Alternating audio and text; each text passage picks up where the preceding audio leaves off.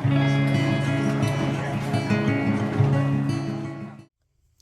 morning, it's Shanna, and my deck came, and the box, and the guidebook.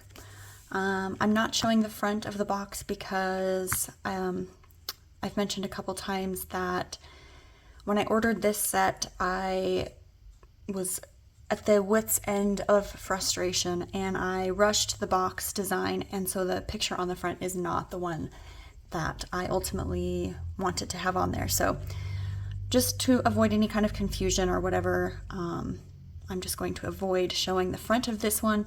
The other one is on the way. It should be here hopefully by the end of the week, and I'll do a full walkthrough and some pairings and everything of it. But until then, I just wanted to do a quick couple minute flip through, literally just flip through a handful of everything so that you can kind of get an idea and a little taste of it, because I'm excited, mostly that I'm excited.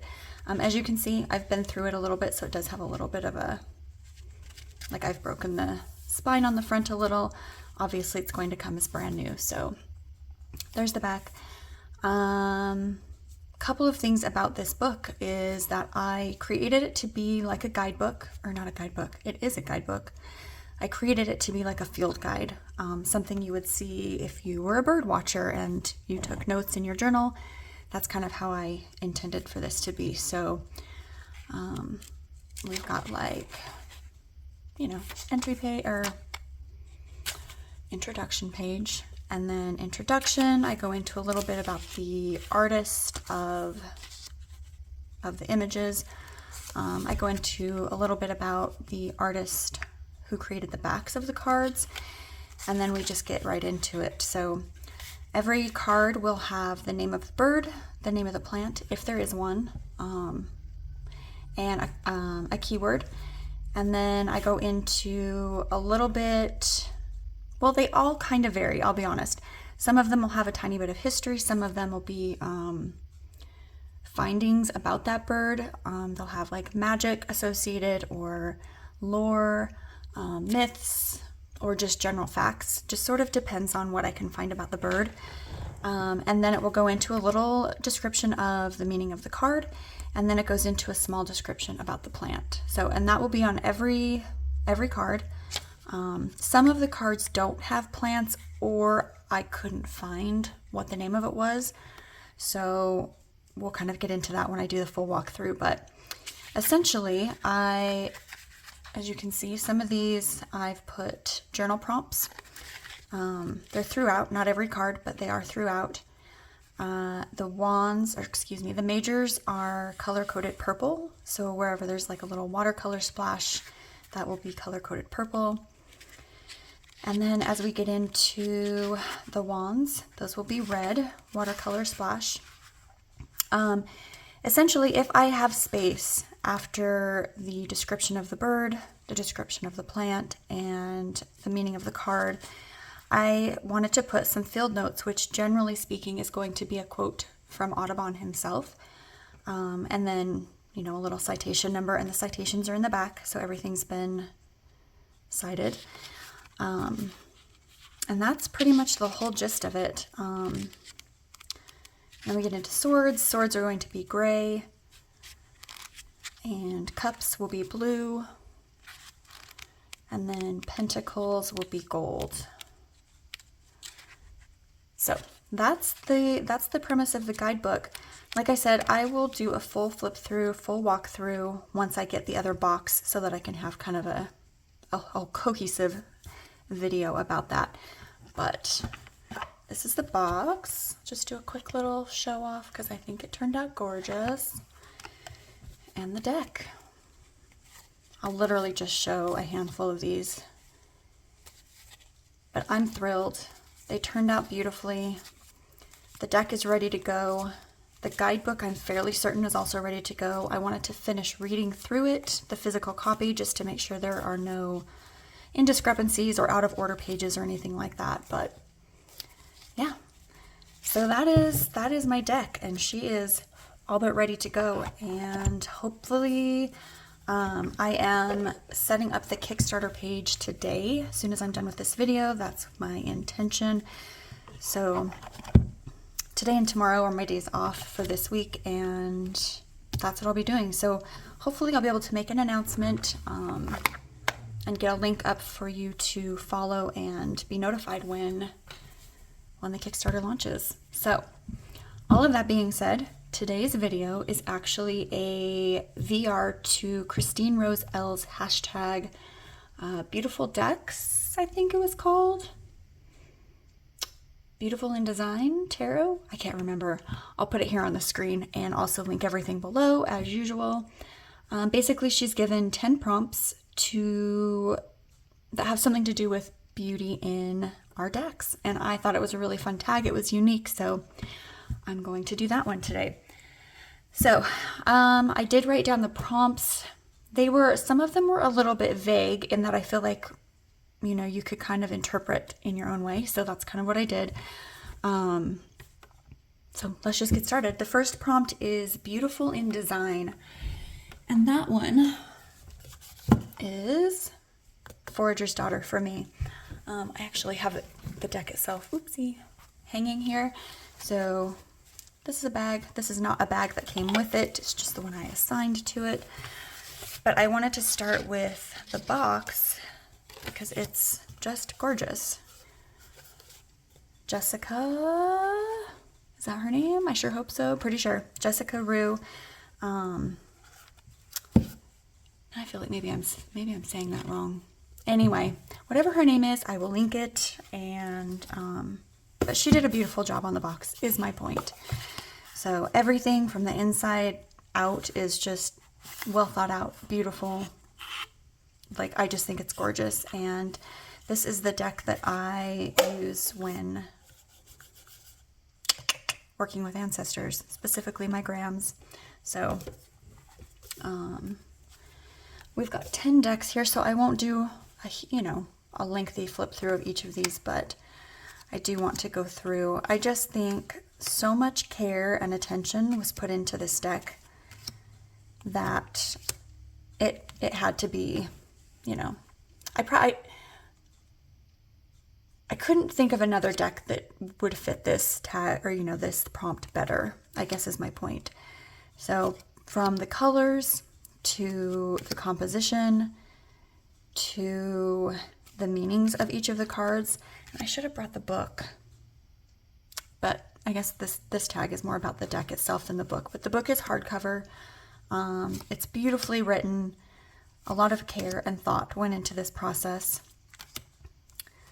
So, and honestly, this style, which I guess would kind of be Art Nouveau, at least the borders, that's what it reminds me of anyway, is not generally something I gravitate toward, but I actually had her first edition of this deck, which had the green, blue, and kind of burgundy borders.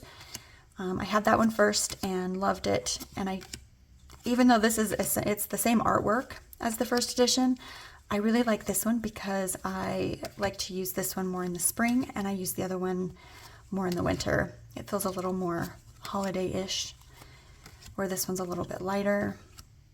And it appears I might have reversals. But yeah, this one's just pretty. It's nice, it's quiet. It allows you to sort of hear what the card is saying versus screaming it at you. It sort of allows you to immerse yourself into it. If I'm not mistaken, her animals that she portrays are Pacific Northwest, which is where I'm from. So, and actually I didn't know that when I purchased the deck. I only recently just realized that. I think I read it in the guidebook probably. But I just think that's, it's nice to have some of those decks where you can really feel like this is something you could see if you look out your window. So, yeah, that is the Forager's Daughter Afterlight edition. All right. Next, as soon as I get this in here,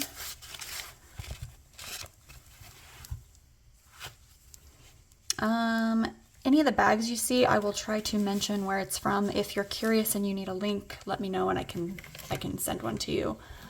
Otherwise, I'm not going to bother with that for this one. Okay, next is Beautiful in Color Palette. So this one is probably going to be the first deck that I realized, if you fan it out, how much I love color in a deck. So I just felt like this one earned the spot of this particular prompt. And that's the Light Seers Tarot, of course. Because first of all, look at this. I mean, that just, I don't know.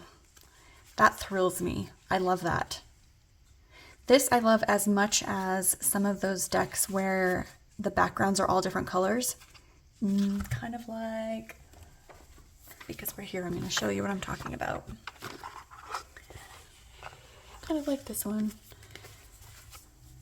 So you've got all the different color. I love that. Honestly, this one could have been beautiful and designed for color too. And actually, we're just going to say this is a honorable mention because that's gorgeous. If I was going to make a second deck, I would probably follow this concept of having different color backgrounds for whatever the deck was about. But I love that. Isn't that pretty?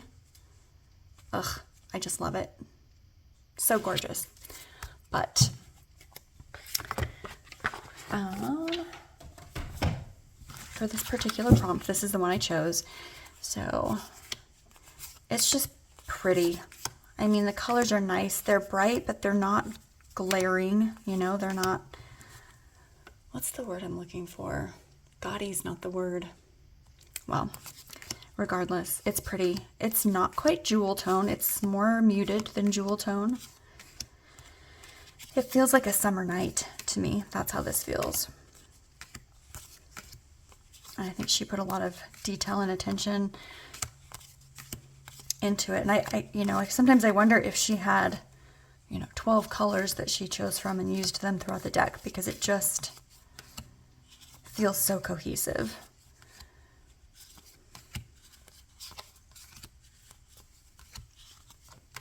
It's not a deck that I use often. It is a deck that I have considered rehoming multiple times because I don't use it often.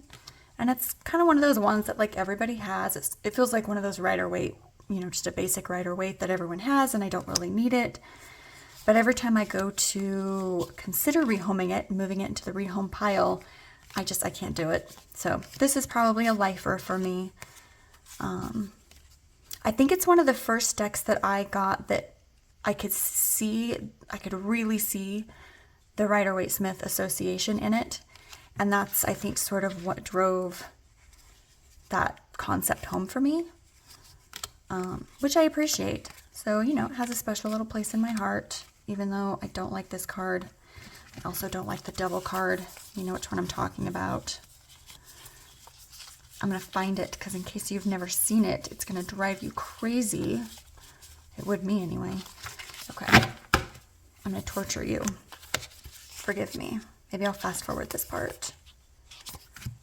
Just to show you a card that I don't like. Because I'm weird. Oh, right there. I mean, it's not an unattractive card. Like, he's an attractive, person, but oh, it's so cringy. It's okay if you disagree. That's what we're here for, is to have different tastes, right?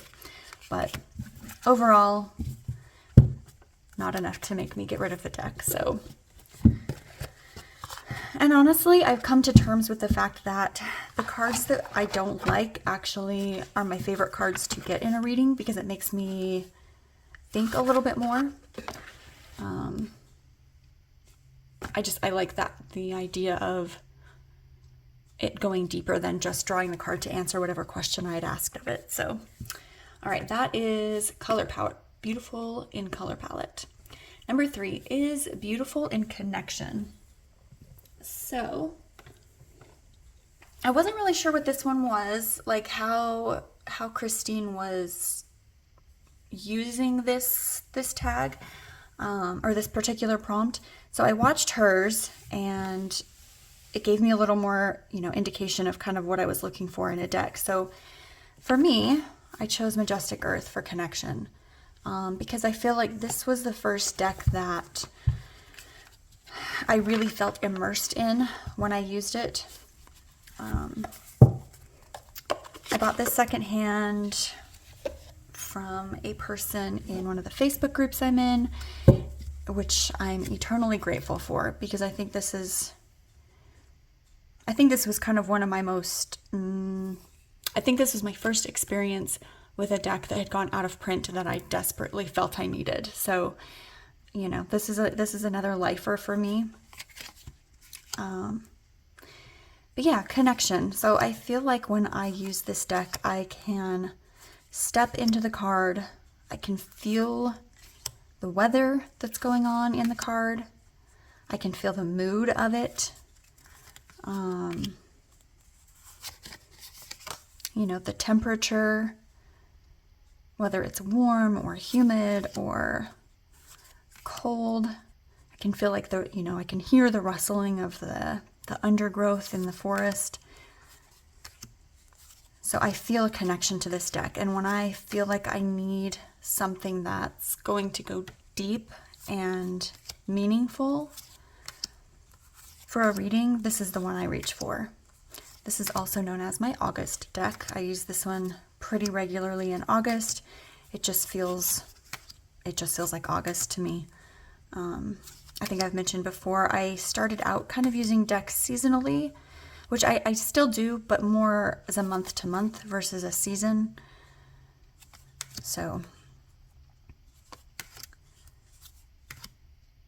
I feel like a connection to these landscapes and the people in them.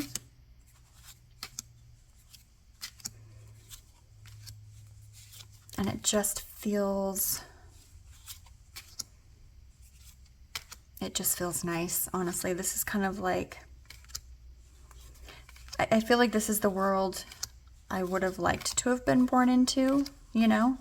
I don't know why. I'm sure I'd have just as many complaints, you know, in this time as I would in our current time. Because life is life, right? People are people. But yeah, I love this one. And ironically, I get this card a lot when I use this deck. So yeah, that is connection. Beautiful in connection. The Majestic Earth. All right, next is beautiful in association. So this one for me is an association of what my fairy tale imagination childhood would have been like, right? Like this is kind of the world I would have wanted to live in as a child. And I love this deck.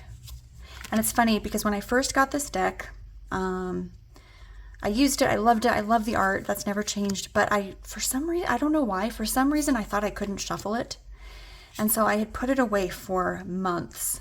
And I was annoyed that I couldn't use it because I wanted to shuffle it. And it's really thick, like it's a thick deck, a thick cardstock. And so I didn't use it. But somewhere along the way, Lisa Pepez had pulled out this deck to do a walkthrough or something with it. And she shuffled it. And I was like, excuse me, why was that so easy for her to shuffle? So I watched, and I think she did it a couple times in the video. So I ran upstairs, grabbed the deck from my cabinet, and I tried to shuffle it, and lo and behold, it shuffled just fine. So I've been using it ever since. So maybe, maybe it was the deck's way of saying that it wasn't ready for me to use in those first few months that I had it. But regardless, this is the world that I would have wanted to live in if I lived in a fairyland, right? I just love this deck. It's perfect. So this is an association of childhood for me without, like, I wouldn't do inner child work or anything with this, but let's shuffle it. I mean, come on. What was I thinking? I have no idea, because it's perfect. Oh, my dogs are probably going to start barking. FedEx just pulled up. We shall see. Okay. Next we have Beautiful in Wonder. So I felt like this was sort of the same, what's the word I'm looking for? Words keep slipping my mind. It's sort of in the same realm as Connection. Connection, association, regardless. This is my Robin Hood deck.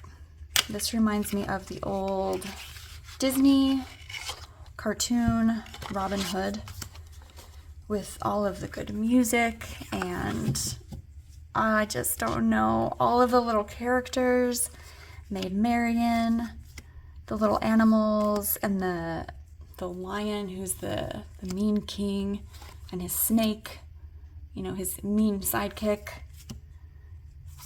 I don't know. This is my Robin Hood deck. So, and every time I pull this out, I hear that song. If I can, I was gonna say if I can find it, I'll play it here, but I'm sure it's copyrighted, so I probably won't be able to. But you know the one where the little fox is whistling. Is it a fox? No, it's the rooster. The rooster's playing the lute. Oh my gosh, you guys! It's like one of the old-fashioned guitars. Is it lute? I don't know. Playing that cool instrument, he's whistling, and it's the song, and I love it. So this is my Connection.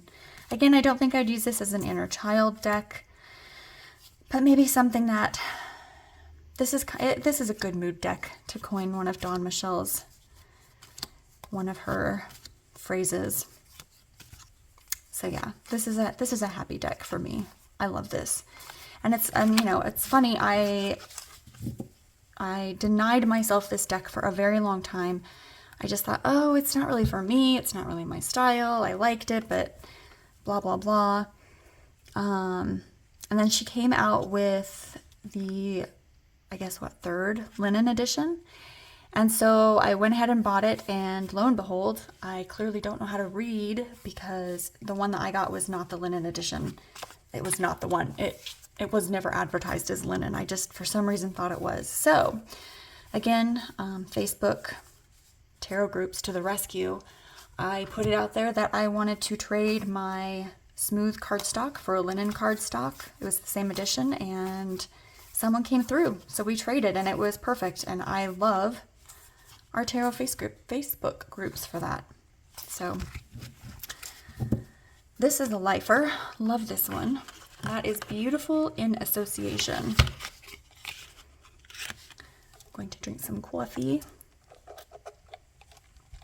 All right, next is Beautiful in Wonder. I'm pausing it. Pause, please. Okay, I'm back. I looked down, and the next deck in my stack was not the one I wanted to use for Wonder.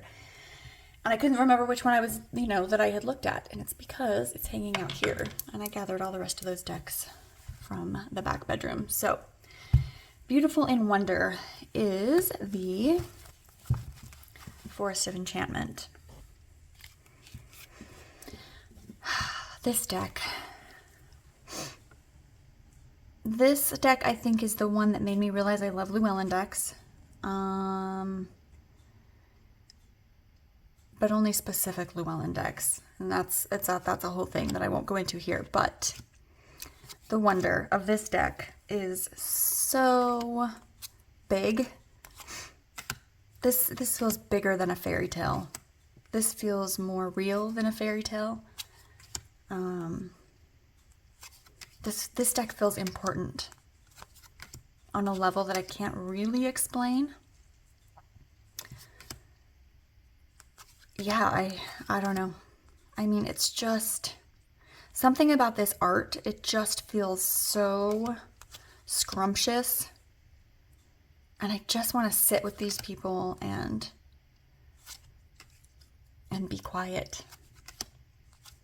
Like, this is just perfect. All of it's perfect. I mean, look at her face. She's beautiful.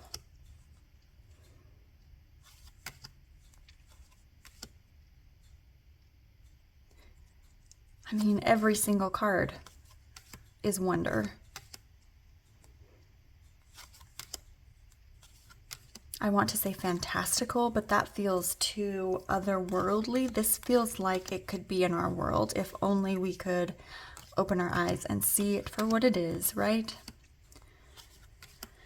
Like, this is what happens when you wander into the woods by yourself. This is what you find.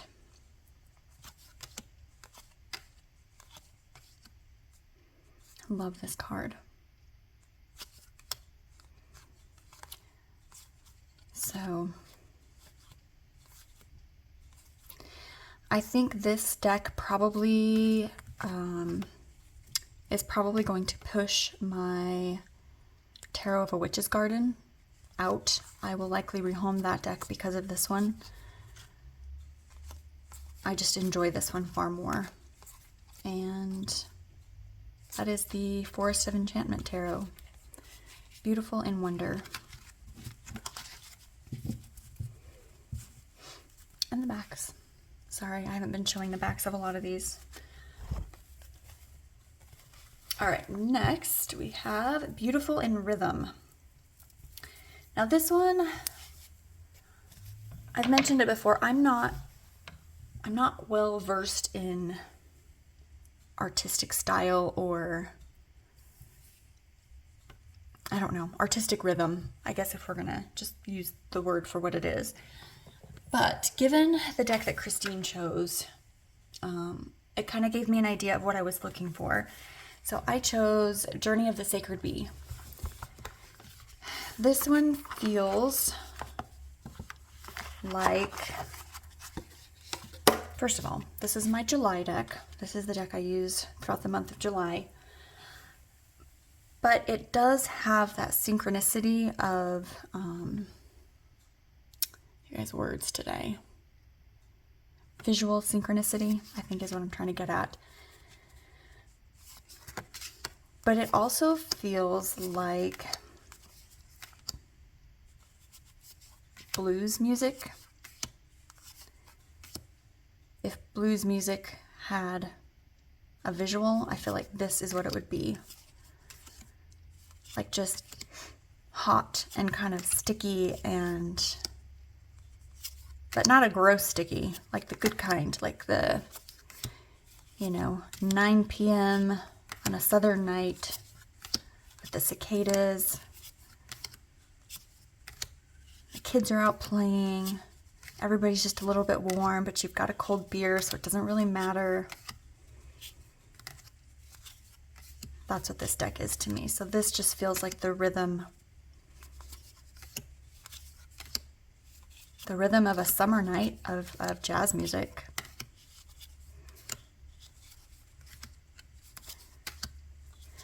And obviously, a lot of these cards are very,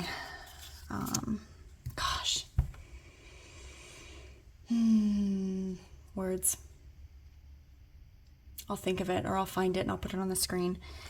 When my husband and I go to a museum, I generally tend to gravitate towards the pictures that are not the same. If you broke it in half, it wouldn't be the same on both sides.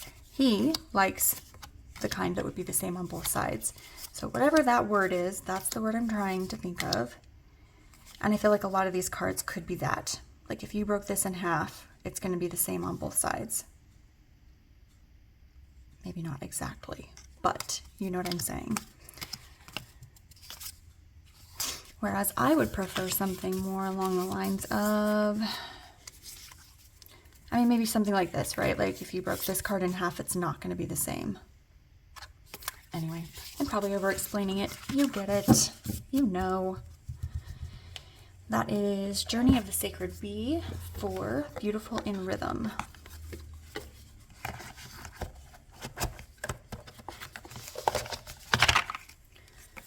I almost chose this deck for the color palette, but this one fit the rhythm better. So that's what we went with. All right, next we have Beautiful in Meaning. So this deck is one of my favorites. Oops, upside down. And it's because it's the first time that I felt that my husband was actually pretty okay with all of this stuff that I'm doing. If you've watched any of my old videos, you know what I'm talking about. So I'm not going to get into it. Doesn't matter. But he bought me this for Christmas. I did ask for it, and I'm okay with that. But, you know, he went on Etsy and he clicked the link that I sent to him, and he purchased it for me and had it come as a birthday gift. So, well, my birthday's December 20th, and I think he ordered it like for my birthday, so it came just shortly after Christmas. But so this is the connection of sort of getting the proverbial nod from the hubby that, you know, the tarot decks that I was playing with, the witchy path that I had begun revisiting was not entirely distasteful to him, and that meant a lot to me. So I like this deck a lot. This is my January deck. This one and Dreaming Way are my January decks. So pretty. Everything about it. I like this one. I prefer this over Light Seers, although in some ways it does remind me of Light Seers. I think just that it's modern. But yeah, and the backs. That is, oopsie, I just dropped my whole little stack of rocks. We're going to fix it because that's what we do here. We like things to look pretty. So you get to watch me stack rocks. Okay. Texture Tarot. Beautiful in Meaning. All right. Next up we have Beautiful in Artfulness. Now I will admit I was tempted to use my deck for this one because I love the art, obviously. But I've kind of, I already just flipped through it at the beginning of the video, so I decided to choose something different. So I'm going to go with Kara's Tarot of Persephone's Garden. I love this artwork, and I had only followed Kara for a little bit on YouTube. I think she posted a post in the community tab shortly after I started, shortly after I subscribed to her channel. And she had a picture of this, or maybe it was Instagram. I don't know. It doesn't matter. And I saw these images, and she was announcing that the pre-order would be opening in a couple of days, and I knew I had to have this deck because I love supporting small creators. I try not to buy it just because of that, but if I love it, I'm definitely going to hit the buy button.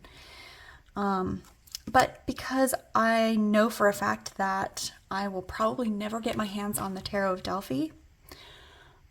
Speaking of that, I just saw one go up for sale on eBay for $499. Like, really? You guys, come on. Seriously? And what's embarrassing is they took a picture of the back of it. It's a legitimate deck, or it looks legitimate to me. The price on the back of the box was $35. And that makes me sick. Like, I'm sorry. I understand trying to make a profit, on something that is hard to find. But $500, I mean, good for you if you can afford it. And technically, I can afford it. But am I going to drop that kind of money on it? No. Am I going to judge you if you drop that kind of money on it? No. But this is just as beautiful, just as meaningful, just as well put together, just as thoughtful, and it's from you know, a creator who we all know and love. So I am thrilled to have it. It's beautiful. She did an amazing job composing these images, and I will say it's really hard to fit existing art into a tarot deck, into a tarot card this size. It's hard to get it right and have it look good. So props to Kara. I think she chose gorgeous images. Like, this is beautiful. This is perfect. The black cat, I mean, you couldn't ask for a better image. Death, I know she made some changes to some of the cards, and I think they were perfect changes. I think it's beautiful, and I'm excited to use it. I just received it, I don't know, maybe Friday or Saturday, I want to say. Today's Thursday, so last week. But yeah, beautiful in Artfulness. Beautiful work. It's my understanding that she has just sold out of this particular batch of decks. But I know she said if she gets more, you know, more interest, and I think she's got a lot of interest already, that she'll place another order. So yeah, definitely, I will definitely link her below, and go follow her if you are interested in this deck, because it is definitely worth it. I mean, look at that. It's gorgeous. So, Tarot of Persephone's Garden. All right, next is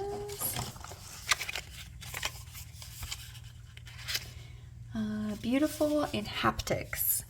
Now, I did watch, you know, I watched all of Christine's choices, and the deck that she chose for it made sense, but I still wasn't quite sure what haptics meant, so I Googled it. Basically, it was, I couldn't tell you word for word. Basically, it was something that's pleasing pleasing to look at, pleasing to touch, I think. Don't yell at me if that's not what it was, but that's what I think it was.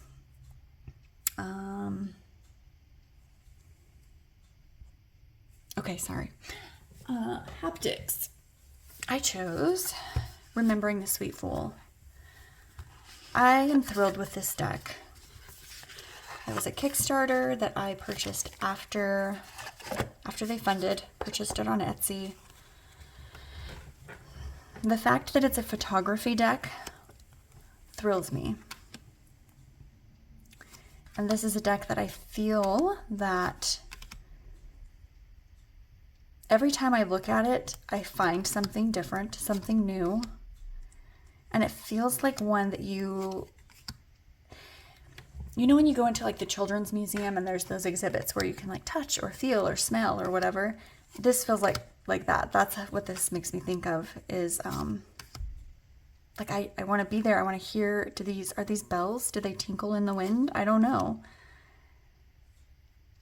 This, you know, this feels like something that would be making like a crackling, like an electric sound. And the smell of the burning wood, the feel of this, which I'm assuming is maybe a hagstone. I'm not sure. Regardless, this feels like something I would want to experience with more than just my eyes. It's like when my kids were little and they wanted to touch everything, and I would say, just look with your eyes. My oldest would tuck her hands behind her back, or she'd fold her arms and lean in as close as she could so she could look at it real close. That's what this deck is like for me. I just want to look at it, explore. And I love some of these cards where they're just, you know, it's dark like in the background, but you can almost see something. And I feel like if you look long enough, you look hard enough, you're going to see something, whatever that might be. So this is my Beautiful in Haptics deck. This artist has a real talent for capturing. I mean, look at that.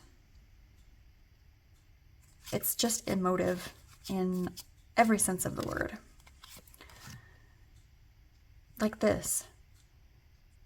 Is this a hand? Like there's wrinkles here. Is this a hand holding You know this little image? What is that? I just want to see. I want to look closer. Yeah. And is this a rose petal? Or is this like a little shell? I don't know. I want to touch it. So hopefully I understood the assignment on this one. But this is beautiful in haptics. And then the last one is beautiful in senses. And I'll admit, some of these were hard. This one was a hard one to pick. Wonder was a little bit, I was a little bit back and forth on which one I wanted to choose. And the senses was hard because, again, I feel like, senses is more than just the sense of sight, which, is what I think you think of when you first think of, oh, looking at artwork of whatever kind you're going to look at it. But this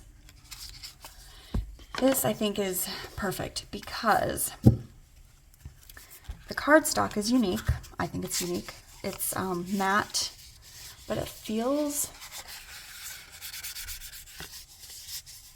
I don't know how it feels. Honestly, it's the same. I'm pretty sure it's the same cardstock as the Outlaw Oracle.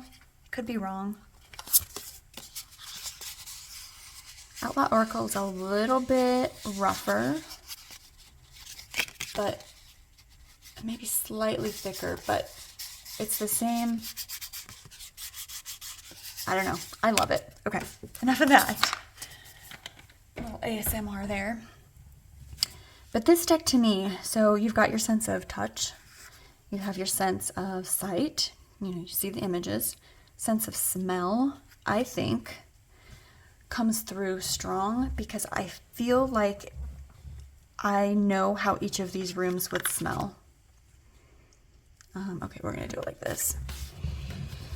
Some of them are going to smell old and musty. Some of them are going to smell like outside, like this moss-covered brick. This one, I feel like you could go into this room and you would hear the silence, the Four of Swords. There might be like a clock ticking in the background.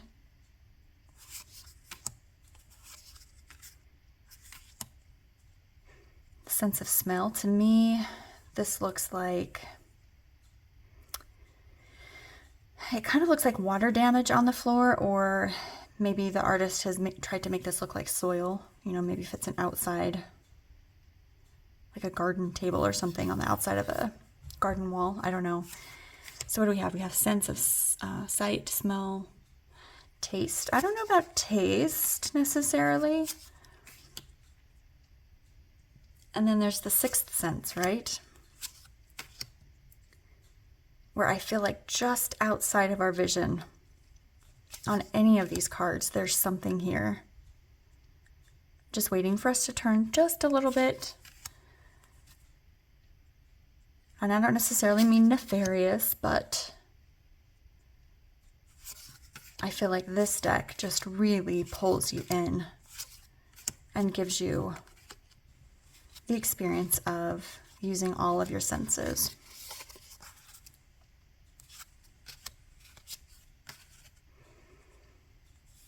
You can smell the flowers, hear the rustling of the wind in the trees back here.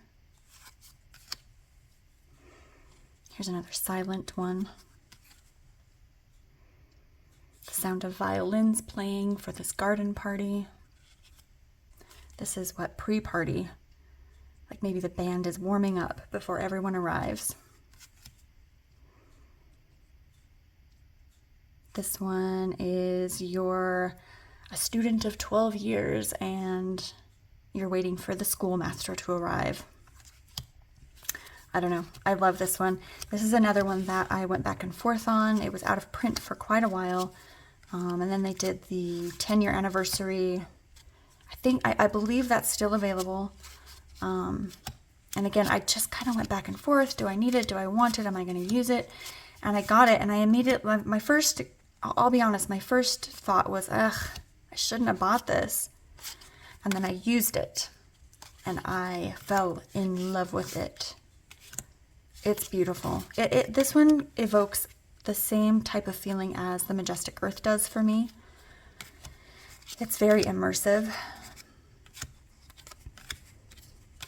And this is another lifer for me. So yeah, that is all of the prompts, you guys. Everything will be linked below, and definitely keep an eye out for the walkthrough of my deck. As soon as that box gets here, actually I say that, I probably won't post until next Thursday just because that's my YouTube day. So anyway, keep an eye out for that. Follow me on Instagram. I usually post little snippets on there as well. But that's it, you guys. So thanks again for joining me. And I just have to say, you guys are the sweetest. You leave the nicest comments, and I've gained several followers in the last couple of weeks. Every day I get 2 or 3 more people, 1 or 2 or 3 more people, and I just want to say I appreciate you, and I'm glad you're here, and I like being here too. So anyway, I'll talk to you guys next week. Bye.